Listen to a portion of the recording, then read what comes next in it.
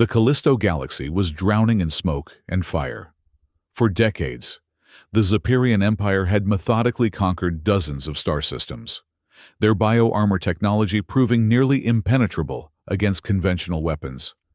Planetary governments fell one by one, their populations subjugated under the harsh rule of a species that viewed all other sentient life as resources to be harvested or slaves to be utilized.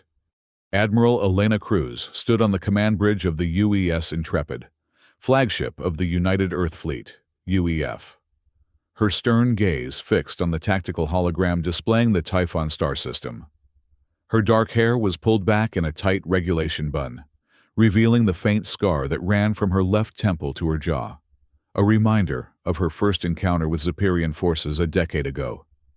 The memory only strengthened her resolve.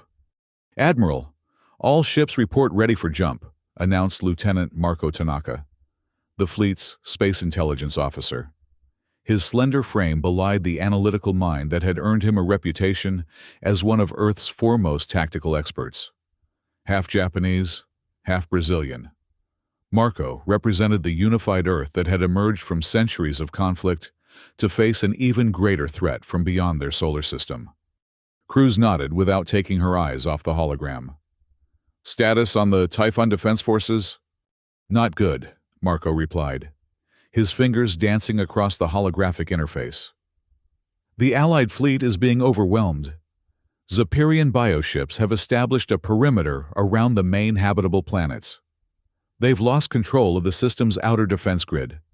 The year was 2472, and humanity had spent the last century expanding cautiously beyond their home system, establishing colonies and forging alliances with other spacefaring civilizations. But the Zephyrian threat had changed everything. Their seemingly unstoppable advance had pushed the galactic community to the brink of total subjugation. "Time to make history, Lieutenant," Cruz said, her voice steady but charged with purpose. "Signal the fleet. We're going in." Marco's eyes widened slightly. "Admiral, that would take us directly into Zephyrian-controlled space. Their strategic zone is... well, everyone calls it the death zone for a reason." "Exactly why they won't expect us." Cruz stepped closer to the tactical display, zooming in on the Typhon system's asteroid belt. "The Allied forces have been fighting conventionally, and they're losing conventionally. We're going to change the rules." The decision was bold, perhaps reckless. The UEF had never committed its entire fleet to a single engagement, especially not deep within enemy territory. But Typhon was more than just another star system. It was the gateway to Earth's sector of space. If it fell completely, the path to humanity's homeworld would lie open. Marco relayed the command, and throughout the massive fleet, captains and commanders prepared their crews for what might be their final mission. Humanity was about to make its stand. "Jump coordinates locked in," reported the navigation officer. "Fleet is synchronized." Cruz took a deep breath. "Execute jump!" Space folded around the 100-strong human fleet, the quantum drives tearing holes in the fabric of reality. For a moment, that seemed to stretch into eternity. They existed everywhere and nowhere. Their matter disassembled and reassembled across vast distances. Then, with a flash of artificial light, the UEF materialized in the outer reaches of the Typhon system, just beyond the swirling disk of its asteroid belt. Immediately, alarms blared across every ship as sensors detected the massive Zephyrian presence. "Enemy vessels registering our arrival," Marco reported, counting over 300 bioships within immediate sensor range. "Targeting systems online," announced the weapons officer. "Railguns charged and ready." Cruz's expression hardened. "All ships, execute Battle Plan Typhon. Activate railguns and target their command vessels." Throughout the human fleet, massive electromagnetic accelerators powered up, their energy readings spiking as they prepared to fire. The railgun technology had been Earth's closely guarded secret, a weapon developed specifically to counter the Zephyrians' adaptive bioarmor. "Fire!" A synchronized barrage of hyper-accelerated projectiles erupted from the human ships, crossing the void at a significant fraction of light speed. The kinetic energy alone was devastating. But what made the weapons truly formidable was their simplicity. The Zephyrian bioarmor had evolved to absorb and adapt to energy weapons. But these were just chunks of dense metal, moving at speeds that transformed them into forces of nature. The effect was immediate and catastrophic for the unprepared Zephyrian vessels. Their bioarmor, unable to process and adapt to the purely kinetic assault, buckled and ruptured. Dozens of enemy ships were torn apart in the opening salvo, their organic hulls disintegrating in spectacular bursts of biological matter and escaping atmosphere. "Direct hits across the board," Marco reported, unable to keep the surprise from his voice. "Their defensive systems they're not responding effectively." Cruz allowed herself a small, grim smile. "As expected. Their bioarmor needs time to analyze and adapt to new weapons. We won't give them that time. All ships, advance to Phase 2 positions." The human fleet split into prearranged formations, smaller, more maneuverable vessels darting forward, while the heavier battleships provided covering fire with continued railgun bombardment. The Zephyrians, recovering from their initial shock, began to organize a response, bioships clustering into defensive formations as they attempted to analyze the unexpected threat. "Enemy vessels are adapting their hull structures," Marco warned, studying the sensor readings. "The bioarmor is beginning to develop reinforced layers. Our effectiveness is already decreasing by approximately 18%. "Right on schedule," Cruz nodded. Signal Captain said to commence boarding operations. Across the battlefield, specialized assault craft detached from their carrier ships, accelerating toward the damaged Zephyrian vessels. These were the second phase of the UEF strategy. If the enemy could adapt to external attacks, they would bring the fight inside their ships. Captain Amina said, commander of the UEF's elite boarding forces, stood in the drop bay of her assault craft, checking her powered exoskeleton one final time. Around her, 24 soldiers did the same, their faces a mask of determined concentration. "Remember your training," said, addressed her team, her voice calm despite the chaos visible through the viewports. "The Zephyrians rely on their ship's internal defense systems, disrupt the neural ganglia, and the whole vessel becomes vulnerable." The assault craft rocketed through space, evading defensive fire as they approached their targets. Zephyrian vessels damaged, but not destroyed by the railgun barrage. With precision, microjumps, they bypassed the weakened sections of bioarmor and attached themselves to the organic hulls like parasites. "Breach charges set," reported Saeed's second-in-command. "Ready on your mark." "Execute breach." Specialized charges detonated, not with explosive force, but with a targeted electromagnetic pulse that temporarily paralyzed the living tissue of the Zephyrian hull. Cutting tools extended from the assault craft, carving entrance points into the stunned organic material. Said led her team into the alien environment of a Zephyrian bioship, a disturbing blend of technology and biology. The corridors pulsed with a life of their own, the walls lined with neural pathways that transmitted both data and biological impulses throughout the vessel. "Central nervous cluster should be 2 chambers ahead," said instructed, consulting the augmented reality display in her helmet. "Move fast. This ship is already trying to heal itself." The human boarding teams encountered scattered resistance from Zephyrian crew members, tall, insectoid beings with chitinous exoskeletons and multiple appendages. Their natural armor was formidable, but the UEF soldiers' powered exoskeletons gave them the strength and protection to engage in close-quarters combat. Said fired her pulse rifle at an approaching Zephyrian warrior. The concentrated electromagnetic burst, disrupting its nervous system and sending it crashing to the organic floor. "Keep moving. We have 4 minutes before the ship fully recovers from the EMP." The boarding team fought their way to the neural center of the vessel, a cavernous chamber dominated by a pulsating mass of brain-like tissue, suspended in a transparent nutrient solution. This was the true heart of a Zephyrian bioship, the semi-sentient organ that coordinated all functions and adaptive responses. "Neurotoxin charges now," said ordered. Her team placed specialized devices around the neural cluster, each containing a compound designed to paralyze, but not kill the organic brain. The Zephyrians had designed their ships to regenerate from almost any physical damage, but a chemically induced coma would render the entire vessel inert.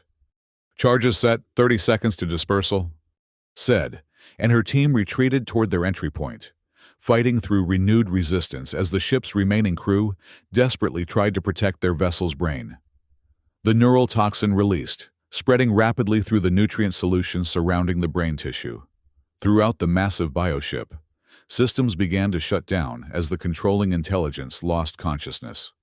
"Extraction complete," said, reported over the fleet-wide channel as her team reboarded their assault craft. "Target neutralized." Similar scenes played out across the battlefield as boarding teams systematically targeted and neutralized the command functions of damaged Zephyrian vessels. Without their adaptive capabilities, the ships became vulnerable to conventional attacks from the rest of the UEF fleet.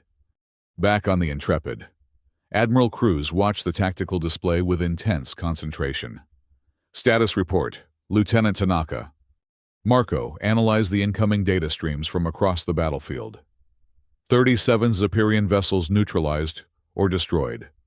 Our losses stand at 12 ships with moderate to severe damage, 3 completely lost. The enemy is regrouping in Sector 4, around the gas giant's outer moons. "They're adapting faster than we anticipated," Cruz noted, seeing how the surviving Zephyrian ships were already developing thicker, more resilient hull structures that could better withstand the railgun impacts. "Contact Dr. Lin Fan. We need to increase the velocity on the railguns." Dr. Lin Fan, the UEF's chief weapons scientist, had been monitoring the battle from the Intrepid's engineering deck. A brilliant physicist who had pioneered the railgun technology, she had insisted on being present for its first major deployment. "I've been watching the telemetry, Admiral," Fan responded immediately.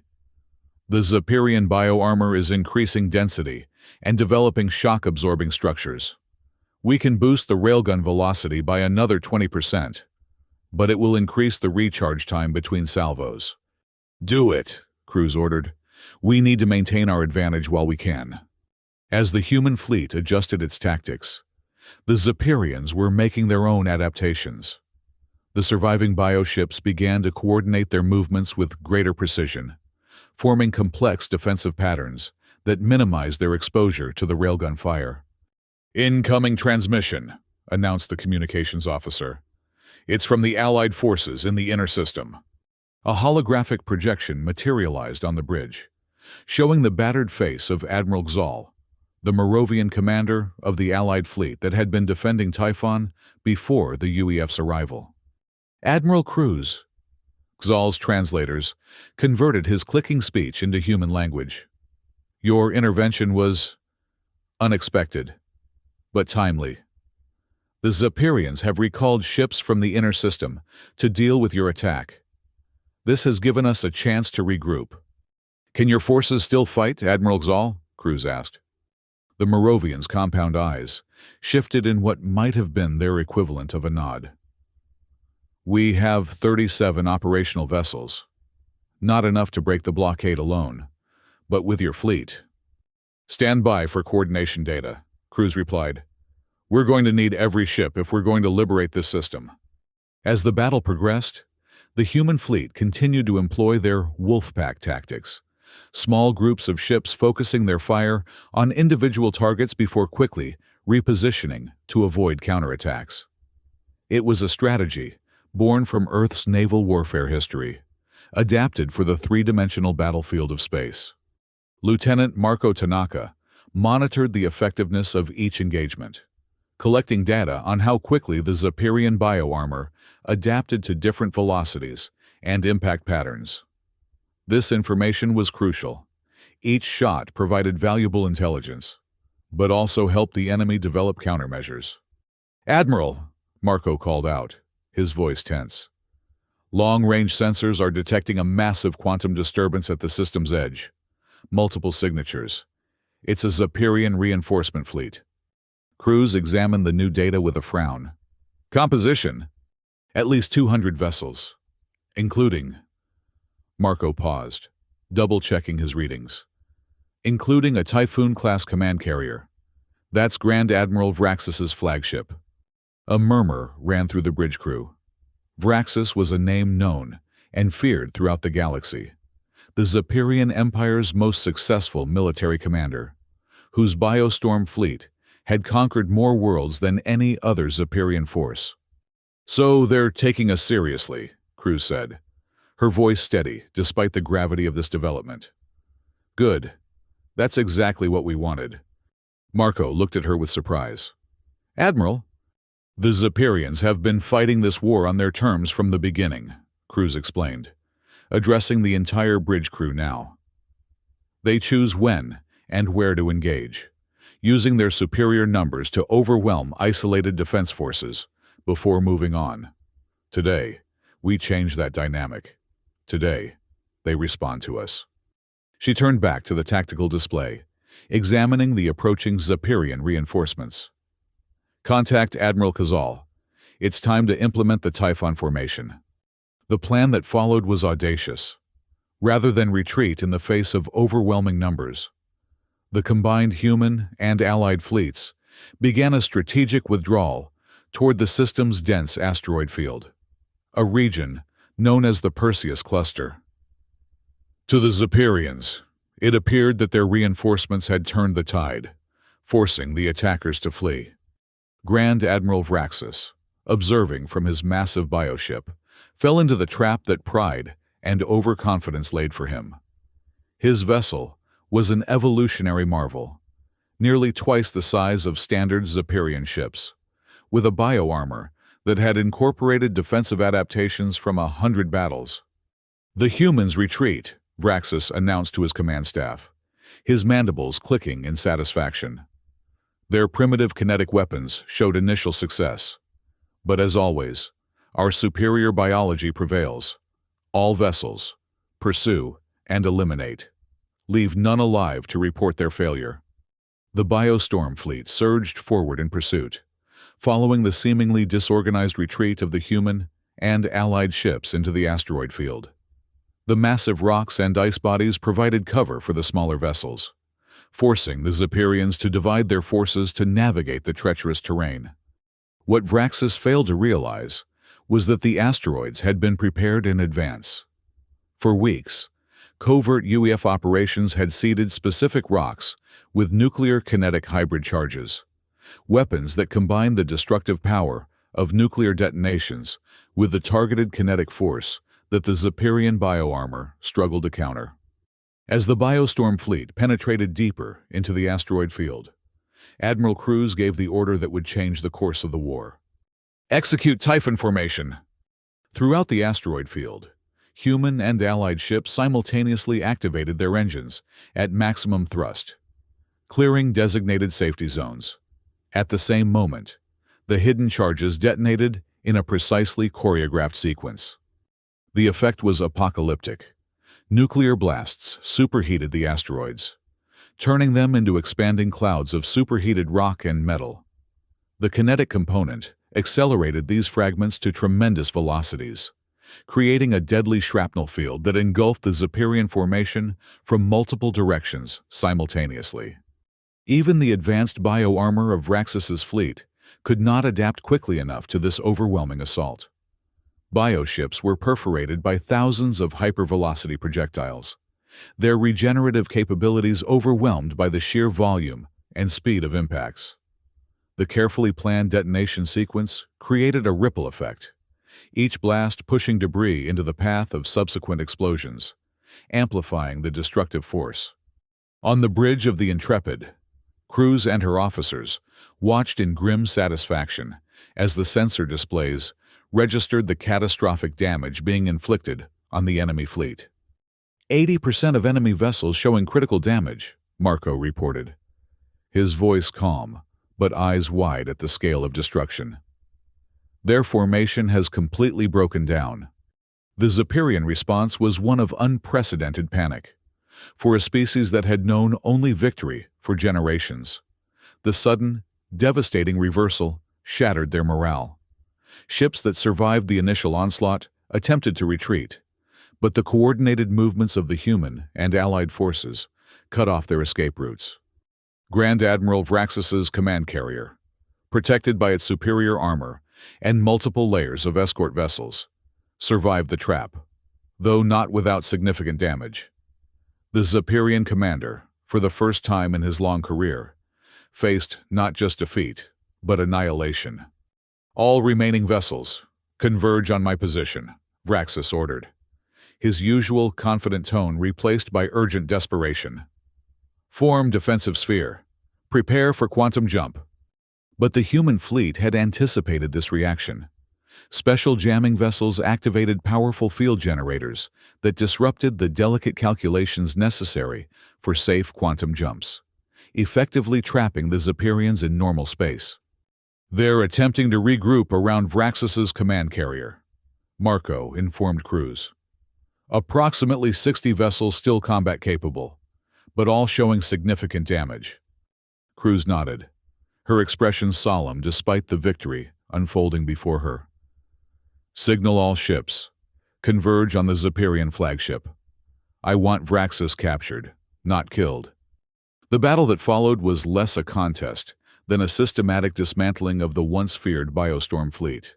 Human and allied vessels, now coordinating with practiced precision, targeted the remaining Zephyrian ships with overwhelming firepower. The railguns, having proven their effectiveness, continued to tear through the weakened bioarmor. Captain Amina Saeed led a specially assembled boarding team toward Vraxis's command carrier, their approach covered by concentrated fire from multiple support vessels. The massive bioship, despite its damage, remained a formidable opponent, its defensive systems lashing out with bioplasma weapons and swarms of small, drone-like defensive organisms. "Stay tight and watch for counterboarders," Said instructed her team as their assault craft navigated through the chaotic battlefield. "This isn't just any ship. It's their command vessel. Expect heavy resistance." The boarding operation proved even more challenging than anticipated. Unlike standard Zephyrian vessels, Vraxis's flagship contained multiple redundant neural clusters, requiring the boarding teams to split their forces to neutralize all control centers simultaneously. Said fought her way through corridors filled with Zephyrian warriors, the elite guards of their Grand Admiral, willing to sacrifice themselves to protect their leader. The powered exoskeletons of the human soldiers gave them a fighting chance, but casualties mounted as they pushed deeper into the massive ship. "Neural Cluster Alpha neutralized," reported one team, moving to support Beta Team. "Beta Cluster heavily defended," came another transmission, punctuated by weapons fire. "Request reinforcements," Said redirected her forces, personally leading the assault on the most heavily defended neural center. "Admiral Cruz," she transmitted between bursts of combat. "We've encountered unprecedented resistance. This ship has capabilities we haven't seen before." "Understood, Captain," Cruz responded. "Do what you can. The fleet will continue to provide external support." As the boarding operation continued, the rest of the human and allied fleet completed the systematic destruction of the remaining Zephyrian escort vessels. Without their flagship's coordination, many bioships attempted individual escapes, only to be intercepted and disabled by the now coordinated allied forces. Inside Vraxis's command carrier, Said's team finally broke through to the central command chamber, a vast, cathedral-like space, dominated by a suspended platform where the Zephyrian Grand Admiral directed his forces. Vraxis himself was an imposing figure, nearly twice the size of regular Zephyrians, his exoskeleton enhanced with biomechanical augmentations that glowed with pulsing energy. "So the mammals send their soldiers to face me directly," Vraxis's voice boomed, translated by the human team's systems. A surprising display of courage from a species we deemed only worthy of subjugation. Sed stepped forward, her powered armor scorched and dented from the fighting.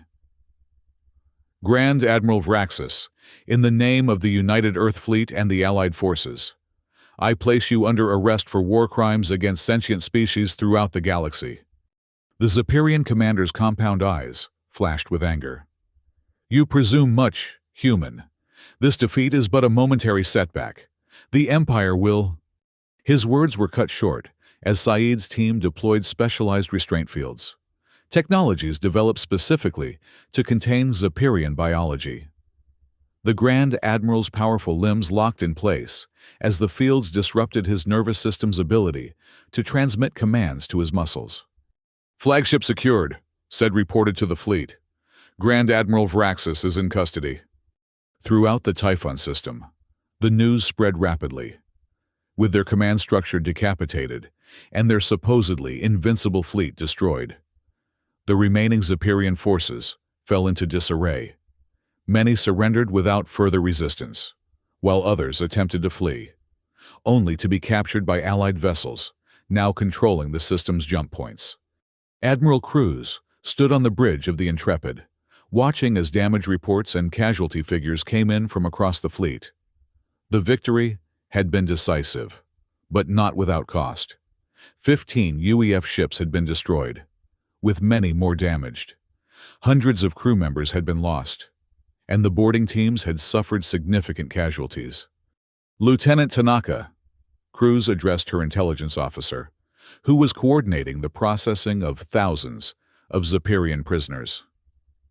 What's the status of the civilian populations on Typhon's planets? Marco consulted his data feeds. Early reports indicate minimal civilian casualties. Admiral, the Zepyrians were using most of the population for labor, rather than targeting them directly. Liberation efforts are already underway on the 3 main habitable worlds. Cruz nodded, allowing herself a moment of satisfaction. And Admiral Xal's forces? The Allied fleet suffered lighter casualties than expected due to our trap, Marco reported. They're already beginning system security operations. Admiral Xal has requested a joint command meeting aboard his flagship once the situation stabilizes. The aftermath of the Battle of Typhon, as it would come to be known, extended far beyond the immediate military victory. As news spread throughout the galaxy, the seemingly unstoppable advance of the Zepyrian Empire ground to a halt. Species that had been cowering in fear now looked to the human fleet as potential saviors, and former enemies reached out with offers of alliance. 3 days after the battle, Admiral Cruz attended the requested meeting aboard Admiral Xal's flagship. The gathering included representatives from 12 different species, many of whom had been fighting separate, losing battles against the Zepyrians for years. Admiral Cruz, Xal began the proceedings, his translator rendering his clicking speech into the common galactic language.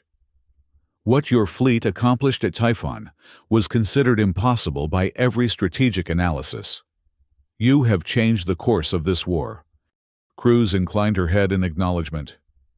The United Earth Fleet did what was necessary to protect not just our own worlds, but all free peoples of the galaxy. The Zepyrians believed their biological superiority made them invincible. We proved that innovation and cooperation can overcome even the most advanced adaptations. A Volturian representative, whose crystalline body structure reflected the chamber's lights in prismatic patterns, spoke next. For too long, we have fought as individual species, each protecting our own territories while the Zepyrians conquered us, one by one. Perhaps it is time for a more unified approach. The meeting evolved into a discussion of a formal, multi-species alliance, something unprecedented in galactic history. Traditional rivalries and territorial disputes were set aside in the face of the common threat, and the UEF's decisive victory provided a template for future joint operations. As the diplomatic discussions continued, Lieutenant Marco Tanaka worked with intelligence officers from the various allied species, compiling and analyzing the vast amounts of data collected during the battle. The Zephyrian bioships, particularly Vraxis's captured flagship, provided invaluable insights into enemy technology and biology. Their bioarmor isn't just a defensive system, Marco explained to Dr. Lin Fan as they examined tissue samples in the Intrepid's laboratory. It's the foundation of their entire imperial philosophy. They believe that adaptation and evolution are the ultimate expressions of power, that their ability to absorb and counter any attack proves their right to rule. Fan nodded, studying the cellular structures under a molecular scanner. And when they encountered something they couldn't adapt to quickly enough, their entire worldview collapsed, Marco finished. That's why the fleet broke so completely after our trap. It wasn't just a military defeat. It was an ideological one. The interrogation of Grand Admiral Vraxis yielded further strategic information. Though initially resistant, the Zephyrian commander eventually provided details of his empire's defensive deployments, resource distribution, and command structure, information that would prove crucial in the campaigns to come. "You have won a battle, Admiral Cruz," Vraxis told her during one interrogation session, his once imposing presence diminished by captivity. "But our empire spans hundreds of worlds. Our fleets number in the thousands. This defeat will only cause us to evolve stronger countermeasures." Cruz regarded the alien commander with steady composure. "That's where you're wrong, Grand Admiral. Your empire has already begun to fracture. 3 of your provincial governors have contacted us with offers of conditional surrender. Your subjugated worlds are rising in rebellion. The myth of Zephyrian invincibility died at Typhon." The Zephyrian's compound eyes flickered in what might have been disbelief. "Impossible. Our control is absolute." "Your control was based on fear," Cruz corrected him. "And now the galaxy fears you less than they hope for liberation." 1 week after the battle, the formal treaty establishing the Galactic Defense Coalition was signed aboard the UES Intrepid. Representatives from 27 spacefaring species, including many that had been traditional rivals, pledged mutual defense and cooperation against the Zephyrian threat. Admiral Elena Cruz, as commander of the fleet that had turned the tide of the war, was unanimously selected to lead the coalition's combined military forces. It was a position of unprecedented responsibility, placing ships and personnel from dozens of different cultures and technologies under a single command structure. "I accept this responsibility with humility and determination," Cruz addressed the assembled representatives. "The Battle of Typhon demonstrated what we can achieve when we fight together, combining our unique strengths and perspectives. The Zephyrian Empire believed that their biological superiority made conquest their right and destiny. We have proven that diversity of species, of technologies, of strategies is the true evolutionary advantage." As the ceremony concluded, Lieutenant Marco Tanaka approached his commanding officer with a data tablet. "Congratulations, Admiral. Or should I say, Supreme Commander Cruz." Cruz shook her head with a slight smile. "Admiral will do fine, Lieutenant. What do you have for me?" "The latest intelligence from our forward scouts," Marco reported. "The Zephyrians are consolidating their forces around their core worlds. They've abandoned at least 17 outlying systems without a fight. They're adapting again," Cruz noted, "but this time to a defensive posture. Prepare a strategic assessment for the Coalition Council. I want options for our next move, while we have momentum." The liberation of the Typhon system marked the beginning of a new era in galactic history. The United Earth Fleet, once considered technologically inferior by the older spacefaring civilizations, had proven that innovation and tactical creativity could overcome even the most advanced biological adaptations. For Admiral Elena Cruz, the victory brought both recognition and the weight of even greater responsibility. As she stood on the observation deck of the Intrepid, watching the combined ships of the newly formed coalition prepare for their next campaign. She reflected on how far humanity had come, and how far they still had to go. "Admiral," Captain Amina said, joined her at the viewport. Her arm, in a regenerative cast from injuries sustained during the boarding action. "The fleet is assembled. Over 300 vessels from 20 different species, all awaiting your command." Cruz nodded, taking in the magnificent sight of the diverse fleet, ships of all sizes and configurations, each reflecting the unique engineering and cultural perspectives of their creators. "Captain, when I joined Earth's Defense Forces 30 years ago, we were still fighting among ourselves as often as we looked to the stars. Now, look at us, leading a galactic coalition," Said smiled. "They follow you because you did what no one else could. You stopped running from the Zephyrians and took the fight to them instead." "No," Cruz corrected her. "They follow us because we showed them that victory was possible. The Battle of Typhon wasn't won by a single brilliant strategy or weapon. It was won by humans and Moravians and Volturians fighting side by side, each contributing their unique strengths." She turned from the viewport to face her boarding team commander. "And that, Captain, is how we'll win this war. Not just with railguns and clever traps, but by uniting the galaxy against an enemy that believed unity among lesser species was impossible."